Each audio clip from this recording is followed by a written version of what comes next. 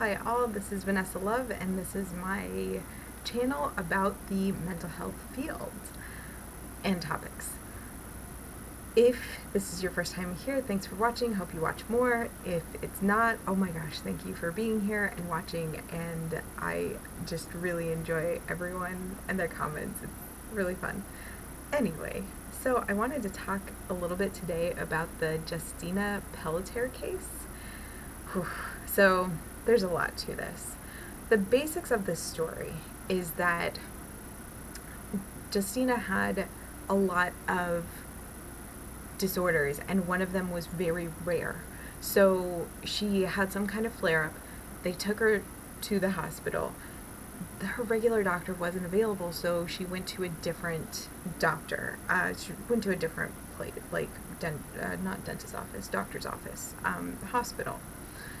And through that, the hospital started to accuse her family of being too involved, which there is a degree where, like, you can be too involved, but I'd rather have an involved parent than a not involved parent, and I'd definitely rather have an over-involved parent than a not involved parent, because I think the not involved parent is doing more damage. But anyway, so they accused the family of abuse. So they were able to basically have Justina a ward of the state. Now this happened in 2014, I believe, near Boston, Massachusetts. And so during that time when she was a ward of the state was deciding what medical treatment she could do.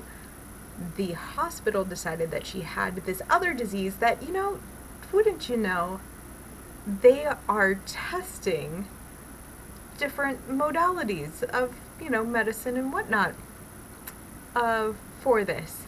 And they cut off contact with her family. It took them a while. The family, I am so glad, are suing this hospital and making it clear that this is not acceptable. Now, I do want to say that this is not the first time this has happened in the United States. Not many people believe me, but I did read this, and I was able to find one article about this, and it's dated from 2004. And it's basically that GlaxoSmithKline, which is a big drug company, right? Medical company. They tested HIV medication on babies, and who were a part of, like, this Catholic orphanage in New York City. Yeah, it happened just right there. So for me, I'm like, this is not the first case that I've heard of kids who are wards of the state, presumably, who are being tested on. And there's a lot, like, I've read a lot about this over the years, and I'm really sad that I've only been able to find one, because now I can't, like, corroborate what I know. Because I'm like, no, but I swear that there was another one that said that they didn't know if, like, the kids had HIV because they had HIV parents, and in this one it says that the parents either disappeared or weren't involved, and it's like, but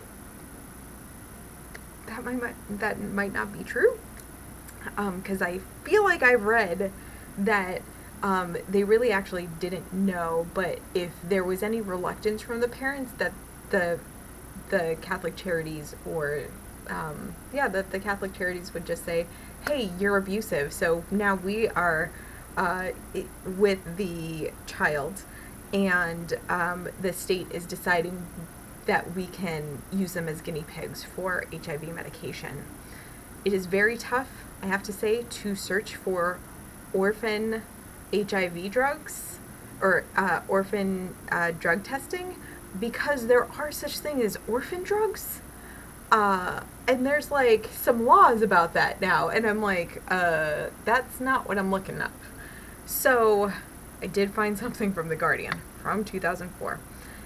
And what I find really interesting is that GlaxoSmithKline said something to the effect of,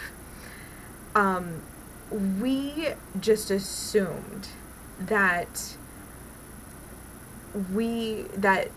the companies who were testing and like the agencies that we were contracting to do the testing were abiding by the laws of those areas, right? But what they don't say is, yeah, so these were wards of the state that we made wards of the state, and that we that the state was deciding basically to drug test on these kids, and it was making them sick, and it's a scandal. Like, this is ridiculous. What I can say is that I feel for the parents in both situations, because it does feel like it just is so neglectful for any company and organization to do these things and to say that it's beneficial somehow. You know, it's almost like, let's sacrifice these children so that we can have HIV drugs. What?